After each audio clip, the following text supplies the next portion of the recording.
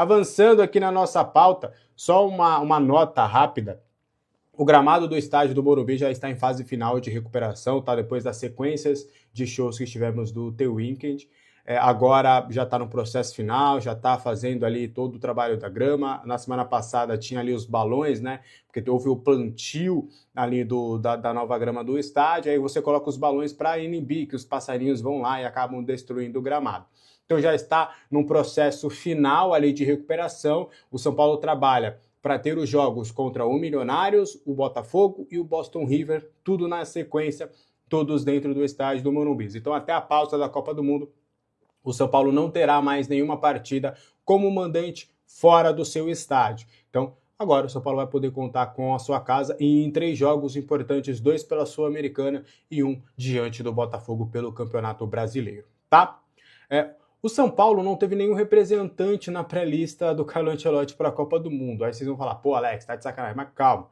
É porque existia a expectativa do Marcos Antônio poder estar nessa pré-lista, uma vez que ele já esteve em outras pré-listas do técnico Carlo Ancelotti. Era alguém que o Ancelotti chegou a cogitar a convocação em 2 momentos do que a gente tem de apuração. Só que, infelizmente, nos 2 momentos em que o Carleto quis contar com o Marcos Antônio, ele acabou tendo algumas lesões musculares, o que acabou inibindo a sua possibilidade de estar na próxima Copa do Mundo. Com isso, nessa lista aí de 55 nomes, aí 52 já foram divulgados, inclusive, oficialmente, pela ESPN, e depois acabaram surgindo o nome do Savinho, do Gabriel Jesus, então eu não sei até que ponto esses 55 nomes já foram divulgados, mas a gente pôde entrar em contato com o pessoal do Marcos Antônio, porque o que acontece? Esses 55 nomes, eles já sabem que eles estão na pré-lista, porque a CBF ela comunica, os staffs comunicam ali os jogadores, você está fazendo parte da pré-lista. A CBF, ao que tudo indica, não vai divulgar essa lista de 55 nomes, mas aí você consegue, os jornalistas que conseguiram, por exemplo, a maioria desses 55 nomes, eles foram conversando com os staffs, foram conversando, foi comunicado e tal, e aí os staffs vão falando, sim, a gente recebeu, os clubes também, alguns são comunicados, então do que a gente conseguiu de apuração, tanto com o clube quanto com o pessoal do Marcos Antônio, infelizmente, Marcos Antônio não esteve na pré-lista e era o único nome que poderia estar. Talvez o goleiro Rafael, né, porque chegou a ser convocado com o Dorival lá atrás, mas com o Carlo Ancelotti também nunca chegou a ser cogitado. O Everton do Grêmio é um goleiro no futebol brasileiro que está na pré-lista. O Rafael também não fez parte desta pré-lista. Tem alguém do São Paulo que você acha que poderia estar nessa pré-lista? Acho que não, né? Acho que o São Paulo é um time que não tem nenhum talento assim neste momento despontando para ir para a seleção brasileira. Fato é que o São Paulo deve ter pelo menos um representante, isso é certo. Bobadilla estará convocado para a seleção paraguaia e o Coronel, Carlos Coronel, goleiro, vive a expectativa de estar entre os convocados para a seleção paraguaia. Do que a gente tem de apuração com o pessoal do Coronel, existe uma boa perspectiva, eles estão confiantes para ele estar nessa lista de 55 nomes também, e aí depois vai depender aí da convocação final da seleção paraguaia. Beleza? O que você acha dessa história? Quero saber a sua opinião. Que aí a gente bate um papo e eu conto como isso é uma derrota política para o Macis, e hoje eu já não garanto que o Macis não será expulso. Tá? Eu já não consigo garantir isso e eu ficaria de olho nos próximos passos. Eu expliquei algumas questões que eu tenho ouvido nos bastidores, então a live é muito importante para você entender um pouquinho desse contexto político, tá? Só uma nota também, o São Paulo chegou a procurar o Gabriel Pirani no início do ano, fez uma sondagem, né? O Pirani ele é agenciado pelo Bertolucci, e na época ele estava em ascensão no DC United, tinha feito uma ótima temporada na MLS, e aí a gente trouxe, inclusive, essa informação com exclusividade de que o São Paulo tinha sondado a situação do atleta naquela época que o São Paulo queria um camisa 10, o São Paulo via que o Pirani, inclusive, foi a primeira opção que o São Paulo foi buscar mais detalhes. Mas aí naquela ocasião o DC United pediu uma graninha pelo Gabriel Pirani e aí não avançou nada, e aí depois o São Paulo acabou encontrando o Cauli e tudo mais. Só que, como a gente sabe que o Rui Costa tá pressionado, eu não duvido nada o Rui Costa ele acabar se articulando para tentar alguns reforços no meio do ano para tentar adaptar o sistema ao Roger Machado. E aí o Felipe Silva da ESPN trouxe que o Gabriel Pirani, agora ele deve deixar o DC United no meio do ano. A gente confirma essa informação. Existe a procura por parte do staff de clubes no futebol brasileiro para essa liberação. E não está descartada a possibilidade deles conseguirem a liberação gratuita no meio do ano, porque ele já vai sair com 6 meses. Então, vamos ficar de olho nessa movimentação. Eu não descarto a possibilidade do São Paulo novamente sondar essa situação do atleta, tá? É um atleta que internamente era bem avaliado pelo Rui Costa, chancelado pelo Bertolucci, então eu não descartaria a possibilidade desse negócio acontecer, tá bom? Bora avançar na nossa pauta. O que mais que a gente tem? A gente tem mais 3 assuntos para a gente trazer, tá? O primeiro assunto, eu vou falar, Gabriel Sara pode render uma grana para o São Paulo, ele vive o melhor momento da carreira e a gente vai bater um papo sobre isso bem rápido. O Gabriel Sara tá brilhando, né? Um dos principais destaques do Galatasaray, campeão turco no último final de semana, comemorou bastante o título, é ídolo lá da torcida do Galatasaray, ele é muito querido lá, só você ver ali o torcedor do Galatasaray encantado com o Gabriel Sara, está na pré-lista de convocados para a Copa do Mundo do Carlo Ancelotti e está bem cotado também para estar na próxima Copa do Mundo. A convocação oficial sairá aí na próxima semana. Só que ele vê com bons olhos essa possibilidade e está em ascensão também no mercado. O staff do Gabriel Sara está acreditando que virão propostas importantes do mercado europeu na próxima janela de transferências. Só para vocês terem uma noção, nos últimos tempos, quem sondou a situação do Gabriel Sara?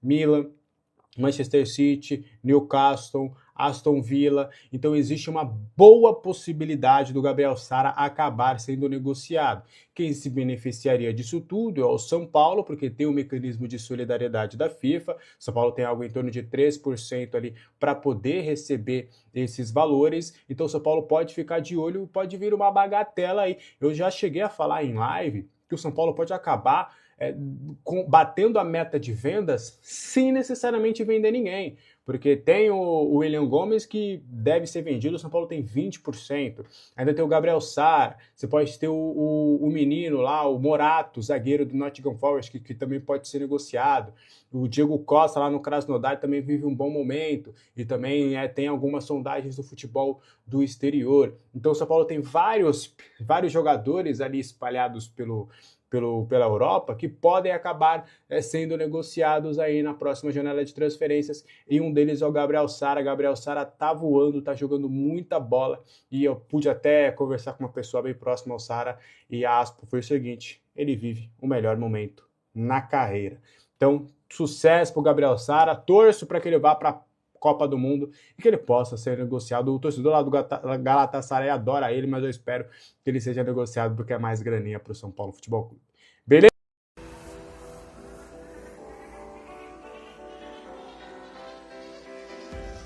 Bom, rapaziada, o São Paulo no final de semana enfrenta o Fluminense em duelo de tricolores pelo Campeonato Brasileiro. A partida será neste sábado, como eu falei, no Maracanã, e a partida estava marcada para as 8h30 da noite, mas a CBF alterou o horário, antecipou para as 7 horas da noite. Sem motivo nenhum, só anteciparam lá, tá?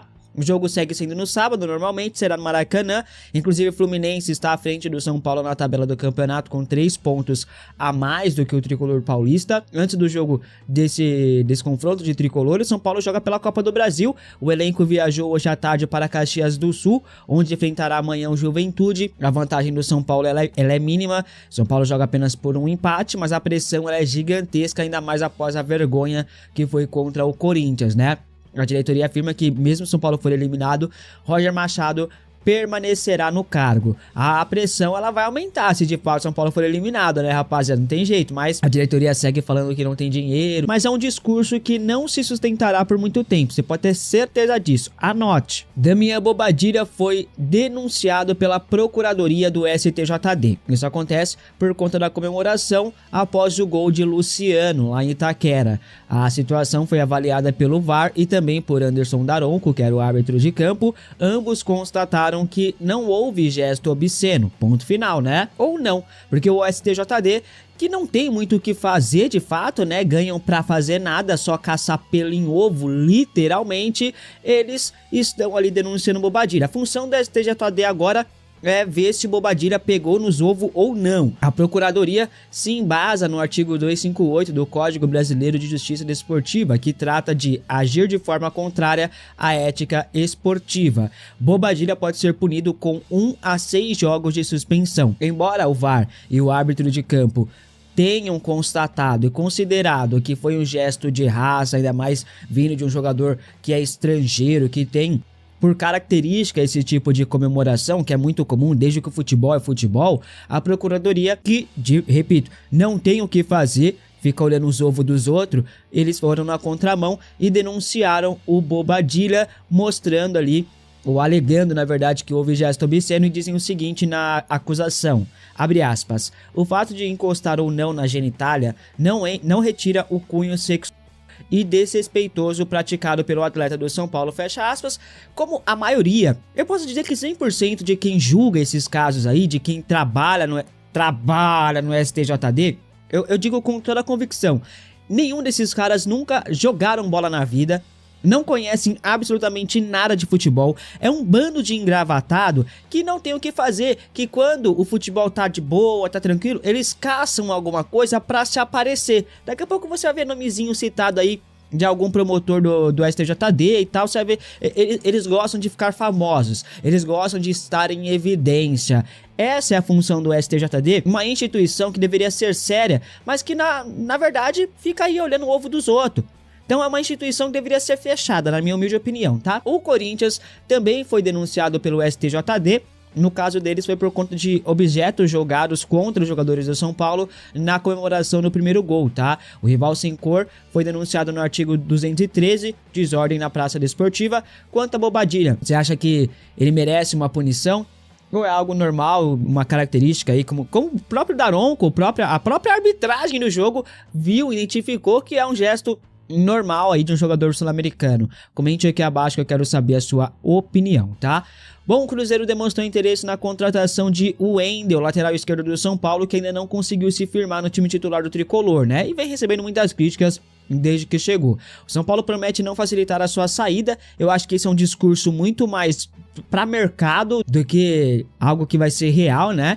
Mas o Tricolor não fecha as portas para uma venda do Wendel não, tá, gente? A informação é que o Cruzeiro fez apenas uma sondagem até o momento, mas o Wendel é muito bem avaliado na Raposa, principalmente pelo técnico Arthur Jorge, que conhece o Wendel dos tempos de Portugal, né? O Arthur Jorge quando era técnico do Braga, o Wendel jogador do Porto, né? Seguinte, o Cruzeiro, ele quer e prioriza um lateral esquerdo com rodagem para a próxima janela de transferências, tá? E o Wendel se encaixa perfeitamente no perfil procurado pelo Clube Mineiro e colocou ele, então, na lista de beleza? E é como eu sempre digo, né, rapaziada? A política do São Paulo é a coisa mais podre do Brasil, né? Quase chegando no nível do que é Brasília, tá ligado? Política de clube realmente é um assunto chato de se falar, mas a gente não pode deixar de falar aqui porque você, torcedor, merece, tem todo o direito de saber o que tá acontecendo neste clube, quem são os responsáveis por destruir o São Paulo Futebol Clube e quem são os responsáveis por ainda querer destruir ainda mais o clube. Sabe por quê? Porque essa manobra que fez o Outen Aires em destituir a comissão de ética, ela tem uma lógica. Por quê?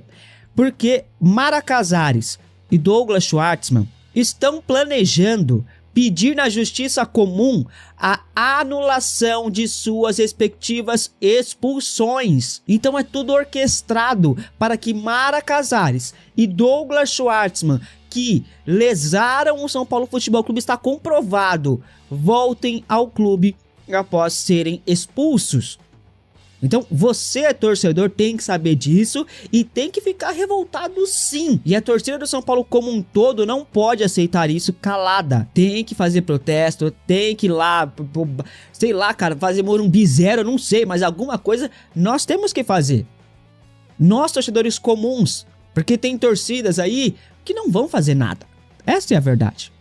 Então, o torcedor comum que conseguiu pressionar para a expulsão da Mara, para a expulsão do Douglas, para a expulsão do Márcio Carlos Magno, pelo impeachment do Casares, o torcedor comum que fez isso, o clube precisa de você de novo.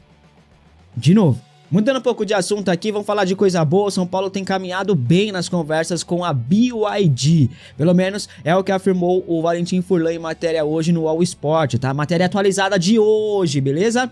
O São Paulo formalizou uma pedida para a montadora chinesa que quer assumir os name rights do estádio do Morumbi. De acordo com o UOL, o São Paulo pediu 60 milhões de reais por um contrato de 10 anos, algo que eu já havia trazido de informação aqui na semana passada, tá? Eles só confirmaram a informação que a gente trouxe aqui.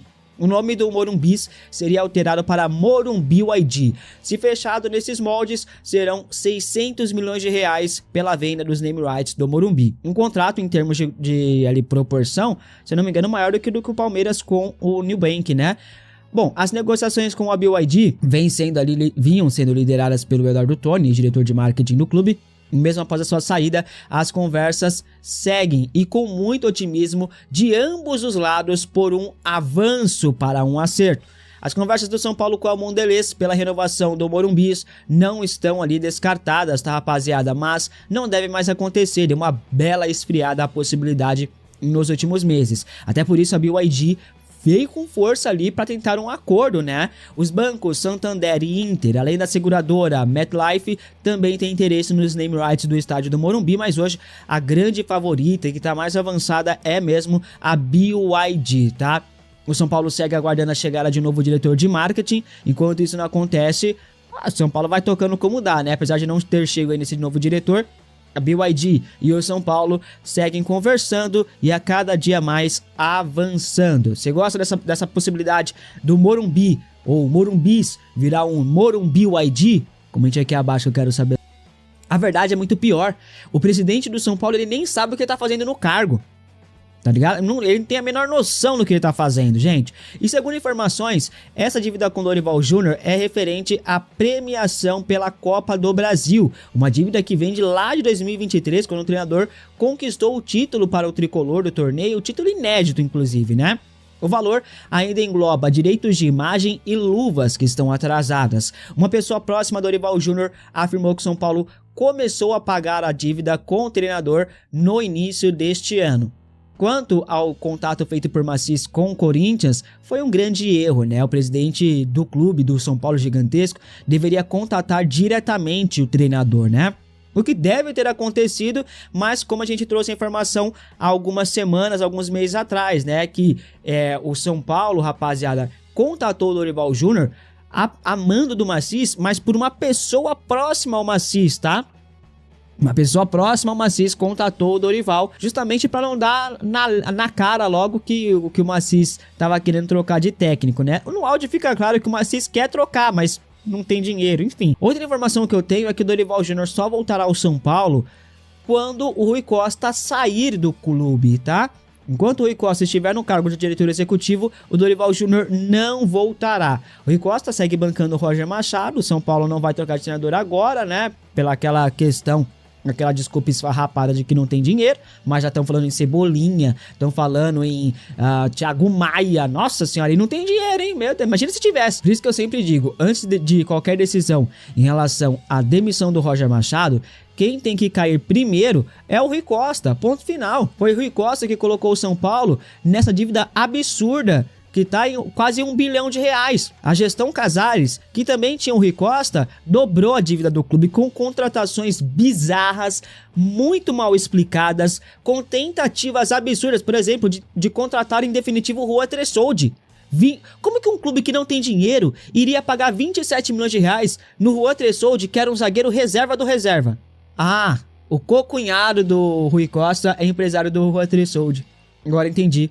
Aí como que um clube não tem dinheiro e demite o treinador para pagar uma multa de 4 milhões de reais sem dinheiro? Ah, entendi, para trazer o amiguinho do Rui Costa, o Roger Machado. E como que um clube não tem dinheiro e o diretor executivo coloca uma multa no contrato do Roger Machado de 2 milhões de reais sendo que o clube não tem dinheiro? Então são coisas assim que não tem o menor cabimento, não tem a menor explicação. São coisas que eles decidiram por ego deles, mas eles não querem admitir porque são covardes. Essa é a realidade, beleza? Infelizmente São Paulo está nas mãos de covardes. Ô Jameli, você que além de gestor, você passou inclusive no São Paulo como jogador e tal, vamos lá, vamos tentar decifrar esse código aqui. Você acha que esse áudio foi vazado de propósito? Foi. Cacá, se você vai falar isso que você está falando, você liga para a pessoa. Você não manda um áudio falando tudo isso, sabendo que vai chegar na mão de uma pessoa, por mais que eu mando para você, eu confio em você. Cara, isso pode vazar. Então, talvez não tenha sido de propósito, assim, descaradamente e tal. Mas, cara, se eu quero falar uma situação como essa com um sócio, com um conselheiro, liga, conversa, telefone. Agora, mandar áudio, cara. Eu acho que isso é de propósito. Meio que, pessoal, o negócio tá feio aqui, não vou dar uma coletiva falando isso que eu não posso. Mas tem que ficar público, que não tem dinheiro, que a gente está pagando a situação. E uma hora ali ele fala assim, é que eles deixaram... Eles quem? O presidente dele. Né? Ele era vice do eles. Não é que você está falando de oposição. Tá, eles deixaram o clube numa situação... Cara, ele estava nesse eles, ele era dessa chapa, desse grupo que estava lá, né? Dessa gestão, cara. Então, eu acho que... Por isso que eu acho que foi vazado com intenção. Agora eu fico imaginando, né, Léo? Coloque-se no lugar do torcedor.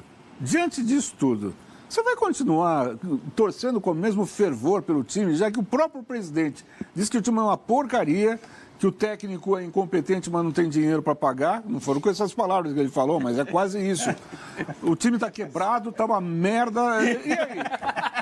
Você vai continuar torcendo? Calma, Cacá, é o São Paulo, não é o Santos, Cacá. Jesus, mas é igual. Calma. As coisas não são muito diferentes. Não é o Santos. Tem que representar o sentimento do torcedor, tá certo? Mas eu penso, imparcial, juro exato. por Deus, eu penso nisso. É verdade, é imparcial. A imparcialidade é isso. É você transformar aquilo que o torcedor em casa tá puto pensando nas palavras do Cacá. É isso. O presidente, ele jogou o time na lama, cara. Agora vem cá. Vamos lá. Se ele fala isso no começo do campeonato, ele chega pra torcida e fala assim, a gente não tem força, a gente fez uma análise aqui com a comissão, não sei o quê, a gente acha que a gente não vai ser campeão. Só que a gente acha que a gente não vai cair e não vai ter problema também. Que foi o que ele falou agora. Você acha que não era muito mais transparente? Que foi o que o Crespo falou, os 45 pontos. Eu acho que aqui no Brasil a gente não está acostumado. Eu joguei no Zaragoza, a gente tinha um plano no começo do ano no Zaragoza, era assim, primeira meta, não cair. A gente sabia que o time não... Segunda meta, classificar entre o 8º e o 12º lugar. Terceira meta, ficar entre as posições de disputar a... Taça da UEFA, Era né? a Copa da UEFA, que é a Europa League agora. E o outro é ficar na Champions League. E era um planejamento, passava para a torcida. Não é que a torcida deixava de torcer mais porque achava que não ia ser campeão. Não. É diferente o time também, o Zaragoza de São Paulo, tem outra torcida, outra história. Mas... Eu acho que aqui no Brasil falta isso, Mas o momento cara. do São Paulo é de Zaragoza. É de Zaragoza. É de falar assim, a gente não tem. Não vamos vender pro torcedor que a gente vai lutar para ser campeão. Tá em quarto lugar agora, legal. Até vai.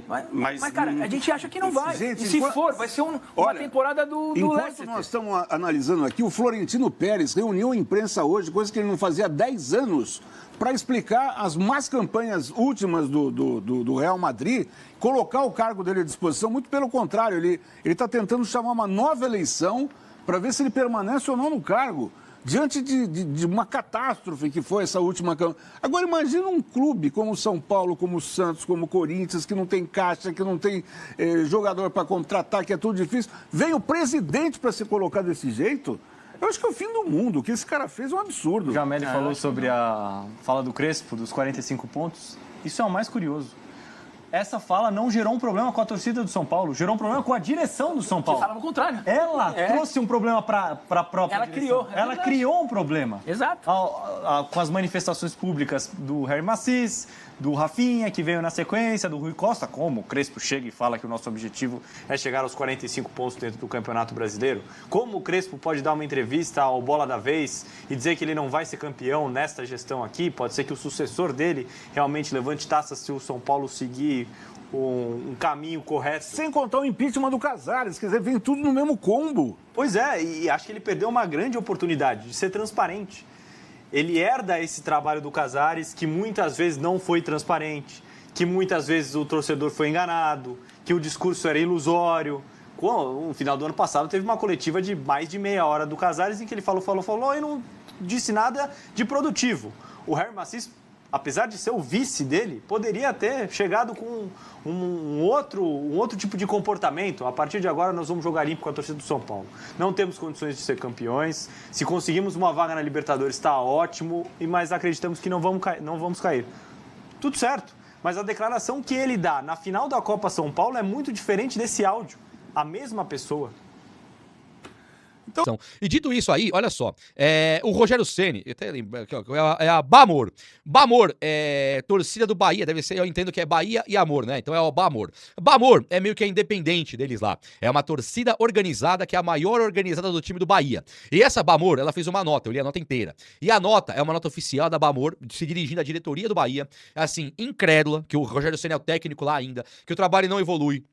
Eles não acreditam que o Bahia tá segurando, que o Rogério Ceni tem um elenco fortíssimo, que ele deveria ter feito muito mais. A queda na Libertadores, acho que, sei lá, é uma queda muito pesada pra eles. A queda na Sul-Americana é inaceitável. A maneira que Copa do Brasil, a maneira que eles estão caindo lá, que o Bahia tá caindo. Então a torcida cansou do Rogério Ceni e ela quer o Rogério fora. Só que aí não é um protesto apenas no campo. No campo, eles estão xingando o Rogério Ceni, estão realmente pegando pesado com o cara. E agora a Bamor lança aí uma nota oficial, uma nota de repúdio à diretoria e uma nota de pedido pro Rogério Ceni cair lá no time do Bahia agora. E aí é o seguinte, acabou, você sabe, né? O Rogério Ceni é o técnico do Bahia até que a torcida permita. Nem todo mundo é igual a torcida do São Paulo, que lota estádio, enche, compra camisa, tá nem aí. Mas assim, eu acho que o São Paulino também deveria, o Morumbi zero, pelo menos até trocar alguma coisa, criticar o Macis. Você quer o Roger Machado demitido? Vai o Macis pra você ver. Fica vaiando o Harry Macis. A vaidade desses caras não permite que eles sejam vaiados sem fazer alguma coisa. E eles não vão se demitir, se desligar do cargo, vão demitir o Roger. Então o São Paulino vaiando o Roger não vai conseguir nada. Enquanto tiver direcionado ao Roger, o Roger fica. Quando direcionar ao Harry Macis, aí o Roger cai. Isso é certeza. Agora, o Rogério Ceni caindo no Bahia, mas somando tudo ao problema do Dorival com o Harry Macis agora, é muito, mas muito provável que o Rogério Ceni assuma o São Paulo muito em breve. O São Paulo tá segurando o Macis ainda, até tentando que o Dorival Júnior se coloque em algum outro time, né? Isso é comum também o São Paulo fazer. O São Paulo segurou o Zubeldia até o Dorival ir para o Corinthians. Quando ele foi, demitiu o Zubeldia. Agora o São Paulo segura o Roger Machado até o Dorival pegar o Fluminense. Aí ele demite o Roger Machado e não tem técnico no mercado. Mas o Rogério vai ficar disponível. E até me admira muito o Rogério, conhecendo o que nós conhecemos do Rogério, ele ficar no Bahia com essas críticas. Ele conviver com essas críticas. Porque as críticas ao trabalho dele, elas não são erradas. O Rogério Ceni, o trabalho dele lá no Bahia estagnou. Ele não avança mais, não tem o que melhorar. E o Rogério, ele tem uma questão aí que ela é muito pesada. O Rogério, ele é turrão. Ele é aquele cara que ele não muda as convicções dele. Ele pensa, se eu tenho a minha tática, é essa que tá certo. Se não deu certo, é culpa do jogador, é culpa do gramado, é culpa do investimento do adversário. Meu time investiu 200 milhões, mas eles investiram 201, então eu posso perder. Só que ele tá tomando 4 gols do Remo, por exemplo. Então o trabalho dele lá, ele é patético ultimamente. E o Rogério, ele tem aquele egocentrismo dele, que sempre teve. Nós sempre amamos o egocentrismo dele, porque ele ia pro campo com aquele ego exagerado e ganhava o jogo. Então pra nós era maravilhoso. Mas quando o cara é técnico, aquele ego, ele é um problema. Ele é realmente uma coisa meio problemática. Ele vende os jogadores dele direto. Ele chega lá e fala, não deu certo. Não fizemos, entregamos uma bola que não podia entregar e tal. O cara que entregou a zaga ali, o goleiro, os caras se sentem incomodados. E o Rogério não tem esse tato. O grande problema dele não é inteligência, que ele não sabe ser técnico, parte tática, ele não sabe montar uma zaga, ele não sabe montar um meio campo, não sabe montar um ataque. Não, ele até sabe. Mas quando ele pensa que na cabeça dele o Rafinha é melhor de zagueiro, acabou, cara. Ninguém vai tirar aquilo da cabeça dele. Ele pensa que o Galo para centroavante, ele coloca. Ele pensa que o Luciano é meio, ele vai lá e coloca. Ele pensa que o Léo Pelé é zagueiro, ele vai lá e coloca, tá nem aí. Ele fez isso, cansou de fazer isso no Bahia. Uma vez deu certo, que é o Luciano Juba, que era meio atacante, virou lateral esquerdo, o melhor do Brasil. Agora, de resto, todos os caras que ele improvisou, acabou a carreira. Tassiano, teve o Everaldo, tem um monte que ele foi improvisando. Cauli, aquele Biel, os caras que ele foi improvisando, foi dando errado e ele perdeu realmente os caras do Bahia. E agora ele deve cair no Bahia, ser desligado. E vai ser junto, vai ser assim, simultâneo, a demissão do Rogério Ceni com a demissão do Roger Machado. Aí o São Paulo ficará sem grana, supostamente sem grana, no mercado procurando o técnico e quem tá disponível é o Rogério Ceni. Então você já pode fazer as contas aí. Não vai ter jeito. Se o Rogério Ceni, se o Dorival não tiver uma reviravolta agora, amanhã, quarta-feira, no jogo do São Paulo e Juventude e São Paulo que é lá, não tendo uma coisa muito grave, o São Paulo classificou, vai acontecer do Roger Machado ficar no São Paulo, Dorival deve assumir algum outro time por aí, e do nada Rogério Ceni deve ser o próximo técnico do São Paulo numa possível demissão de Roger, que vai acontecer muito em breve, inclusive nós estamos em maio, mês que vem tem Copa do Mundo, é aquela grande parada esperada por todos, onde vai ter muitas reformulações. E aí, você tá pronto? Quero o Dorival no São Paulo, quero o Rogério no São Paulo, quero o Roger Machado? Fala comigo e me aponta aqui o técnico que você mais gostaria de ver aqui agora, mas assim, respeite essas três possibilidades, Roger, Dorival e Rogério. Não adianta falar Klopp, que é sacanagem, né? Ou quero o Zidane. Não adianta, fala os três da realidade, que eu quero muito saber, de verdade mesmo, queria saber a tua opinião sobre o Rogério